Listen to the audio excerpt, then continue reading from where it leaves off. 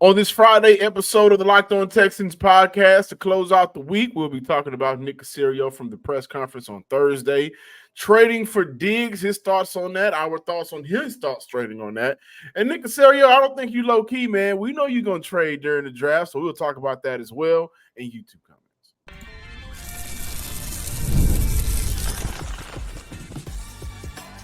You are Locked On Texans, your daily podcast on the Houston Texans. Part of the Locked On Podcast Network, your team every day. It's Friday, ladies and gentlemen, and welcome to the Locked On Texans podcast, a part of the Locked On Podcast Network, your team every day. If this is by chance your first time stopping by and watching or listening to the Locked On Texans podcast, thank you for stopping by. Please subscribe, like, and comment on YouTube and wherever you listen to your podcast. Also, for all of you guys coming back for the 3rd, 10th, 20th, 500th time, thank you for coming back and listening to Cody and myself as we continue to talk Texans here on the podcast. I'm John, some sports guy Hickman, your Texans football analyst. On the other side of the screen, Texans credential media member, Sports Illustrated's own Cody Davis.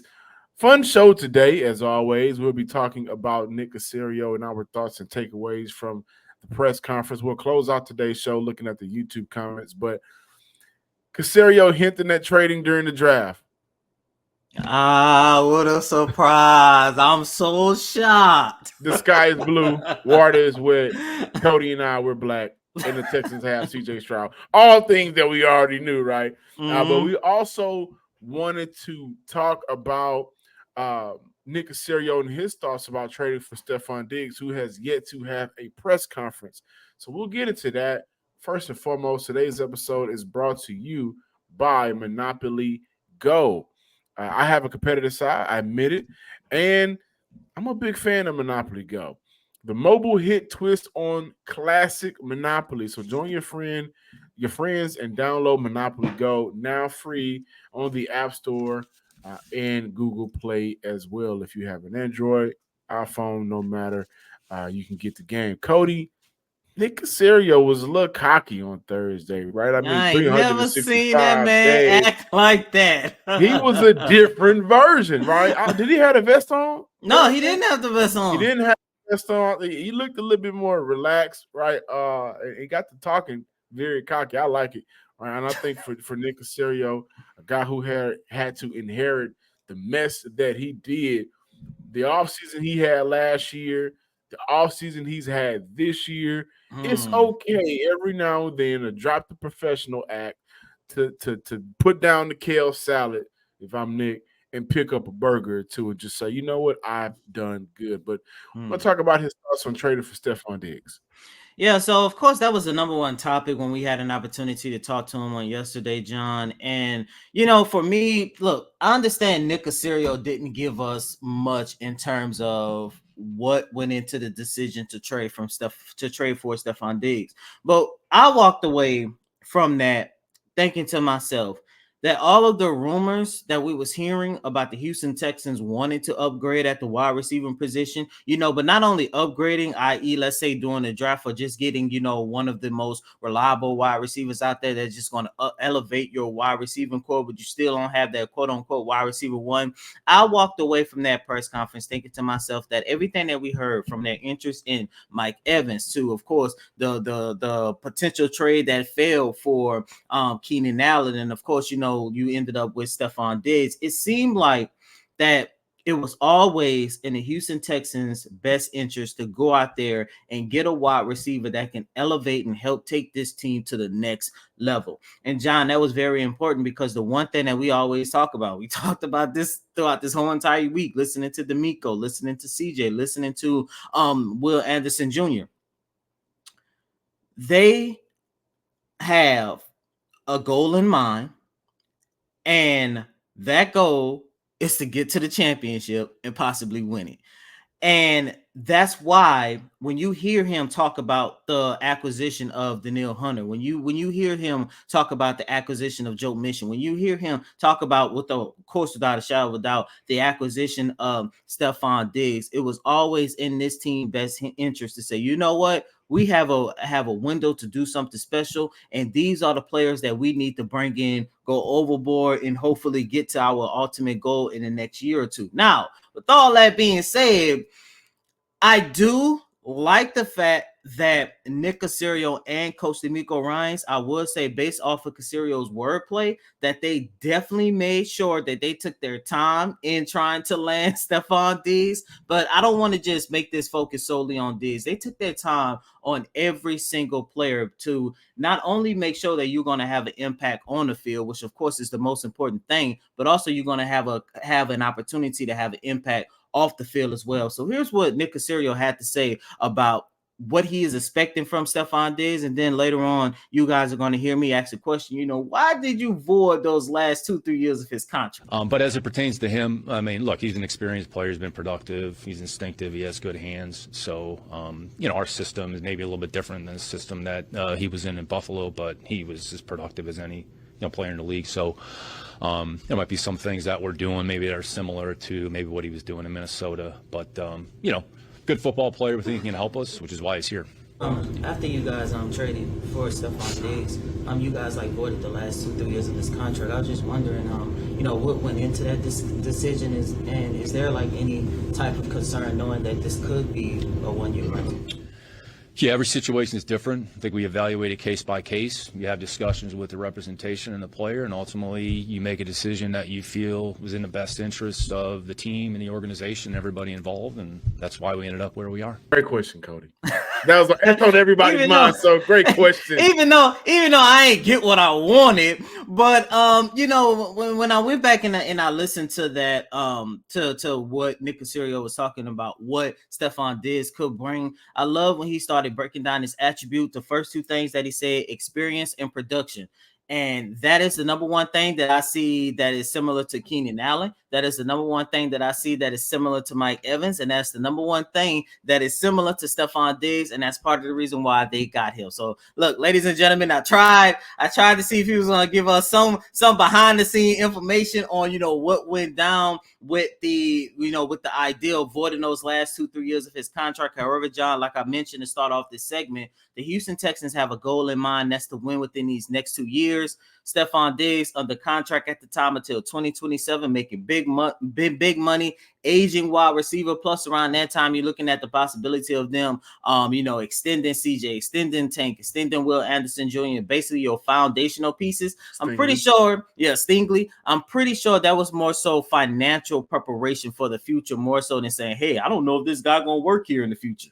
Yeah, I don't think Houston is necessarily – I don't think they were scared of his money, but the great point I think Houston was looking at in the future, we have at least that I can think of right now, 4 players: Derek Stingley from the 2022 draft class, Christian Harris from the 2022 draft class, CJ and Will Tank from the 2000, so 5 possibly Harris, and then Nico may be under the books at that point. So great point. And I love that question. I joked about Nick kind of putting down the salad and picking up the burger, but at that moment he picked the salad right back up. So, you're not catching me. But my biggest takeaway from that, and I'm not going to talk long, guys, is simply that what did we talk about early in the week when we initially talked about D'Amico Ryans and trading for Stefon Diggs? My thoughts were, it seemed to me like none of the noise from Buffalo matters.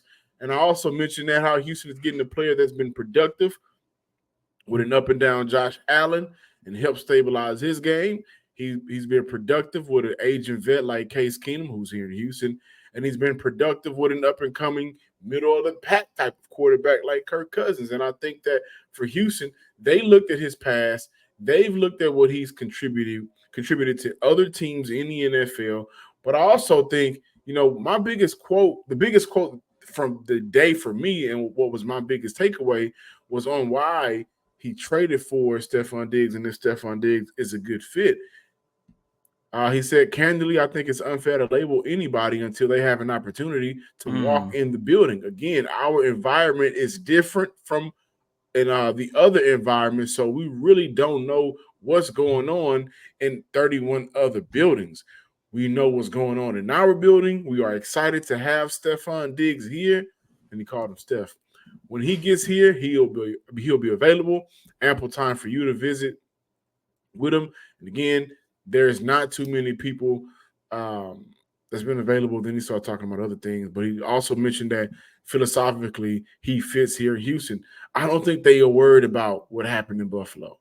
I don't think they've showed up on their radar for real. And I also think for Houston, if it did show up on their radar as a concern, I think they looked around and said, well, we don't know what's going on in Buffalo internally, but we know what we have here internally. We know what we're building here internally. And I'm sure there's a conversation before he was traded to Houston. We know what we can control, and we know what we have. And we're not going to worry about where he's been with the Buffalo Bills or the Minnesota Vikings. We know what we got. And so I think that was my biggest takeaway, because I think, honestly, that just shows the confidence level in this program right now, that no matter what we're building won't be broken down by any outside noise, by any outside, distractions, by anything on the outside. Once you get in here, this culture will, grab a hold to you, and you'll get a different version of yourself. So I like that, and I think Stefon Diggs will actually be great for the city of Houston as a Texan. Hey, let's get straight to the point. You want to grow your portfolio to deal with the rising costs of inflation, to pay off your debt or your mortgage, pretty much anything standing in your way of financial freedom, right? With Yahoo Finance, you can get access to the news, data, and tools you need to help to get your stuff in order, to help reach that financial freedom goal of yours. Whether you're a seasoned investor or you're looking for that extra guidance, Yahoo Finance gives you all the tools and data you need in one place. They are the #1 finance destination, producing a holistic look at the financial news cycle, including breaking news, original editorial perspectives, analysis ratings, independent research, customizable charts, and much more. With a community of over 90 million users each month, there's real strength in helping you on your way to financial success. For comprehensive financial news and analysis, visit the brand behind every great investor, yahoofinance.com. The #1 financial destination, yahoofinance.com. That's yahoofinance.com. Welcome back in, Locked On Texans listeners and viewers. Thursday, Cody, you guys had an opportunity to hear from Nick Caserio on a bunch of topics, a bunch of good topics. #1, what he thought about Stefon Diggs, and if Stefon Diggs is a good fit, how his mission statement has changed over the years or not. Talked about Joe Mixon, but I think one of the more interesting points is what we've been talking about for a while now, and that's the potential of moving up in a draft. Just a number of things going on just kind of outside of the draft, outside of football, I'd say, as it pertains to the draft. Certainly excited about the opportunity we have in front of us next week. We have 9 picks as of Thursday night. We'll see if that changes or stays static, but just given our history, it'll probably change at some point. But we've always been kind of open-minded, be willing to be flexible and adaptable, and movement is contingent, really. It's really player-driven, so it's supply and demand. What are the resources available? If you bypass a player at a certain level, what's the opportunity you can get an equivalent player at a later point? Do you have to maybe move in order to secure the services of that player, and at what cost? So there's cost-benefit analysis that goes on continually. I think the one thing that we try to do, and hopefully it's a good enough job in some respects, but it's just be open-minded, be flexible, and be willing to adjust and adapt to the circumstances. And a lot of that is based on your preparation and the information that you have. It's understanding the board top to bottom. It's knowing the players not only at the top, but at the bottom as well. There are probably some players that we actually brought in for visits that we wouldn't draft, but that doesn't mean that we wouldn't be interested in them, right? So we're just trying to gather as much information along the way as possible, and then just try. The draft ends up being really about positioning and just where do you think you have to move. you're not necessarily making it based on what other teams are doing, but again, you might not be looking at the same players other teams are looking at, but maybe there's a certain position. So, there's a little bit of strategy, maybe some positioning involved. So I think just flexible, adaptable, open-minded. I mean, that's kind of been our thought process and our mindset since we've been here, and, we'll probably continue that moving forward. The best part about this press conference that we had with Nick is the fact that normally when he says certain things, it normally follows after we ask a question that a lot of people would like to know. But John, I found it very interesting knowing that in his opening statement, that is when Nick Caserio said, hey, we got 9 picks in the draft as of right now, but given our history, that will likely change. And I found that very interesting of the press conference because he willingly came out and said, hey, you guys already know it. We know it. We are trying to move up and down in this draft. In order to dive deeper into this conversation, I do want to go back to a conversation that you and I had a couple of days ago. And you and I came on this show. We talked about the possibility of Nick Caserio trading, which was a given. You made a very interesting point. You can see Nick Caserio working his way back up in the first round. I still think it's a long shot, but I also go back to what Coach D'Amico Ryan said when I asked him the other day about, how do you go about attacking the draft now, because you guys had such a good, free agency. You guys made 2 impactful trades, and of course, you already have your foundational cornerstones. And D'Amico Ryan said, and of course, I'm paraphrasing, as of right now, we're going to attack the draft the same, and we're still looking to add impactful players on both sides of the ball. So with all that being said, John, and of course, given the 3 qualities that Nick Caserio had showcased, flexibility, adaptability, and staying open-minded, 1, how likely do you think he's going to try to trade back into the first round? And 2, most importantly, do you think there is a possibility that he can go out there and trade for an impactful player like we saw in the past with Nico, Will Anderson, Tank, and hopefully after the 2024 season, John Mechie? I think if there's a player that Houston really likes, it's on the draft board, that will be available around pick 30 to 40, I think Houston really looks to trade up for that player. And that player, honestly, guys, I really do think that may be Kool-Aid. If Kool-Aid falls from 30 between the tail end of the first round, so 30 and 40. Because he got that, I think he got some kind of foot injury. I don't know if it's a Jones fracture or what, but he was dealing with that at the NFL Combine, and he told us that he had a very lengthy meeting with the Texans, and this was, of course, at the NFL Combine in late February. Yeah, I think that is the player that at 42, again, between 30 and 40, anywhere, and I do think he will fall. I think that'll be the player that Houston will trade up for. Because, as much as we believe that Jeff Okudah could be the potential CB2 for this team, former first rounder, right? I think a lot of people still have concerns about CB2 and maybe that nickel position. And I think for Houston, they want to be the best across the board. So Kool-Aid inside or outside, I think that's a win. But I do think the flexibility, being able to adapt to the draft board, if he falls or not, I think that's the player Houston may target. But I believe Houston is going to – they have 42, 59, and 86. I think Houston looks to move from 42, trade up, and I think Houston will look to move from 86 to trade up. But overall, I think Nick Caserio has shown you that he is not timid. He is aggressive when it comes to going to get players that he likes. And I think last year was the first year that a lot of that kind of panned out for Houston. Nico Collins had a career year, was traded up for. Christian Harris. Was Christian Harris traded up for, or was that just John Mechie? No, John Mechie. I can't remember Christian Harris. I think Christian Harris may have been traded up for. Let's take a look and see.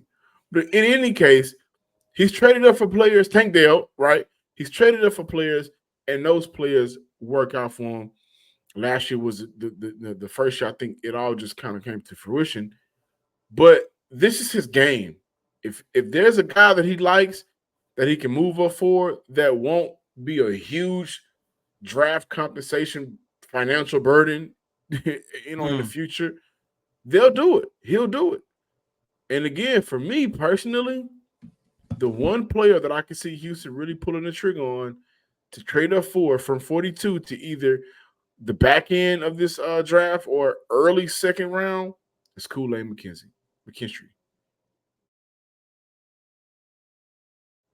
Before we dive into the YouTube comments, listen, everybody got a competitive side. You guys compete in the comments sometime. Cody, you may see them. The arguments get to sparking and kicking off. And shout out to Sarah McCoy. She's going to say what's on her mind and get the competitive side of everybody else going in the YouTube comments, which is great. So take that competitive energy, right? Ball it up and transfer it over to Monopoly Go. Monopoly Go is a game that everybody's been craving about, been going crazy about, right? It's been downloaded over 150 million times. It's a great twist on Monopoly where you play on not one but hundreds of different Monopoly boards in crazy locations, building up amazing cities that bring you big money. The best part is messing with your friends. Give me that. Give me that money. Give me that iconic property. I can charge them rent on my iconic property, just like classic Monopoly, but I can also heist their votes of riches for myself. And the leaderboard show me who the biggest Monopoly tycoon is. But it's not just my competitive side that loves it. You can team up with friends and people around the world for time tournaments to earn huge rewards. So get in on the game action and join your friends. Download Monopoly Go right now for free on the App Store or Google Play. Welcome back in, Locked On Texans listeners and viewers. As promised, my favorite part of the weekend shows, or just anytime we get an opportunity to do so, is dive it into YouTube comments. And this is on the show that we did, Houston becoming prime destination for culture impact purposes, when we talked about D'Amico Ryans and Will Anderson earlier this week. But this comment isn't the only comment that I saw. Beast Mode Loading 2138 said they're cutting Robert Woods. Ryan Woolly Mammoth also said, let's let Robert Woods go. But throughout the last couple of weeks, we've seen a lot of those comments, and I'm just here to say that I don't think we'll see Robert Woods cut either until post-draft or during training camp. Why do I say training camp? And I think that's maybe more likely because last year, you know what player we had the same conversation surrounding? This guy just actually retired too, by the way. Christian Kirksey. Oh, yeah, I remember. Remember that? And if Houston would have moved on from Christian Kirksey, which they did, they would have saved like $5 million. Kind of the same here for Robert Woods. But we saw Christian Kirksey go through training camp. I think we will see Robert Woods go through training camp. I really do. So I think that's where you'll see Houston see what's left out there. If there's a need to keep him on as fifth to sixth wide receiver on this team, and then they'll reevaluate the group and decide whether or not they'll move on from him. And I think at that point they will. And I also think Houston is doing that because once they move on from him, I don't have the numbers in front of me, but they'll get some of that money back, I believe so. And I do think Houston is going to look at players that are cut during the training camp session to see, okay, what direction they want to go. But I don't think Robert Woods takes a significant snap for Houston this year. I think once week one of the regular season gets here, he's gone. I could definitely see a situation that he wouldn't be a part of the team, but I do have a hard time believing that the Texans will let him go. However, what I would like to say to that point, that's me thinking the old way of the Texans. The way Nick Caserio came out the gates yesterday, even D'Amico too. That lets me know, man, they not, the old Texans. When I say old Texans, I mean just as early as last year. So, and that's part of the reason why maybe it was so important for Nick and D'Amico to go out there and make sure that they get a wide receiver who can not only impact them on the field, but off the field and well in terms of veteran leadership and stuff. Because look, I understand that we have high expectations for this team, but we also got to keep in mind that this is still a very young team. When you look at that wide receiving core, you look at the potential of Nico, well, I don't want to count Nico in this no more because he's going into year 4. In the words of Jalen Green, both of them got here in the same year. They super vets now. But the other young guys, in terms of like Tank Dell, John Mechie, Xavier Hutchinson, you're looking at 3 wide receiver who has a lot of potential where they can actually learn and pull and actually take time to develop under somebody like a Stefon Diggs. So I really do think that was part of the reason why, another reason why it was so important for the Texans to make sure that they go out there and get a veteran wide receiver that can help them in a variety of different ways. So I do want to say this next comment. I'm bringing it up because I think it's funny. Also because this was Young Santana 6632. This thought originally came from Big Sarge. I didn't agree with it or see it then, and I still don't, but Cody, you smoking dope. At least let the man get a few high double-digit sack seasons, catch a few touchdown passes, lead in some type of defensive category, and win multiple defensive player awards before you say he on JJ Watt level. That's all you, man. I don't got nothing to say about that. First of all, I didn't say that he was going to be on JJ Watt's level. I said I could see a situation where in the next couple of seasons we're looking at Will Anderson Jr. in the light of, if JJ Watt is the greatest pass rusher, greatest defensive end, greatest defensive player that this franchise has ever seen, I said I can see a situation if he continues to develop that he can be, if JJ Watt is 1, he could be like 1A or 1B or something along those lines. I understand. We watched this man for almost an entire decade. I understand the greatness of JJ Watt. That is why our brother, Big Sarge, we love him. Y'all probably gonna see him on the show in the next couple of weeks after the draft. But that's why he is still on the island in terms of him saying Will Anderson Jr. is going to be better than JJ. But what I will say to his point, John, I'm going to go ahead and say it. I get it. I understand it. But at the same time, man, I do believe that we are in for watching a special career in Will Anderson Jr. I agree. I'm going to give him some time to see if he can get up there. But all I'm saying, man, just based off what we saw from year 1, man, we're in for something special from Will Anderson. Jarrell Scott, 5203. Could this be the number 1 offense in the league? Yes. Like, I don't see who's going to be the surprise of this offense now. John Mechie. Why you even ask me that? John Mechie. I'm going to go out on a limb. And I'm going to say the surprise of this offense is going to come not at the skill position, not at the quarterback position, not at the running back position, not at the tight end position. No. The surprise of this offense is going to come from the left guard spot. I'm not falling for it. Which, by the way, both Nick Caserio and Coach D'Amico Ryans did say some positive things about KG's development and his health and stuff. Matter of fact, we're gonna talk about KG Monday. We're gonna book it right now. But I don't want to fall for it again, John. This is year 3. Even if he's looking slim, even if he's in shape, you know me, the time the developmental time isn't there, and you already know what 5 I want out there on the starting line. While that may be okay, guess who blossomed in year 3? Who?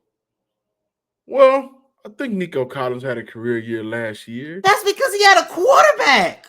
Brevin Jordan also, I think, had his best year in the NFL. Quarterback, and he was healthy. What I'm getting at is Kenyon Green looks healthy. He is healthy. Kenyon Green, with all due respect, Kenyon Green ain't never looked as promising as Brevin Jordan damn sure not as promising as Nico. I thought that Nico could definitely take the helm as wide receiver 1 during the 2022 season.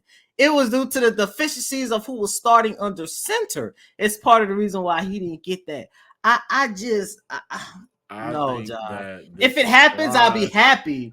But no, John. I think the surprise will be the left guard spot. I'm not necessarily limiting that to King and Green either, but I think we look at Titus, we look at Juice at center, we look at Shaq Mason, and we look at all other 4 positions on that offensive line right now and say this is a lock. I think the surprise will come from that position, and I think we're going to see both running backs on this roster be productive because of that. Hey, listen. I'm not falling for it. I could be right. I could be wrong. Time stamp it right now, because what's gonna happen? You're gonna go to training camp and you're gonna be like, man, this look good, this look good, this look good. Then you gonna say for the 3rd consecutive year, the only thing that concerns me about KG, he still got a little baby fat on him. You've been saying the same thing for the last 2 years, and it's gonna happen again, and then we'll be right back in this situation. But we're gonna see. What do I know? What do I know? We gonna see. But that's the Friday episode of the Locked On Texans podcast. Thank y'all for stopping by, listening, and watching.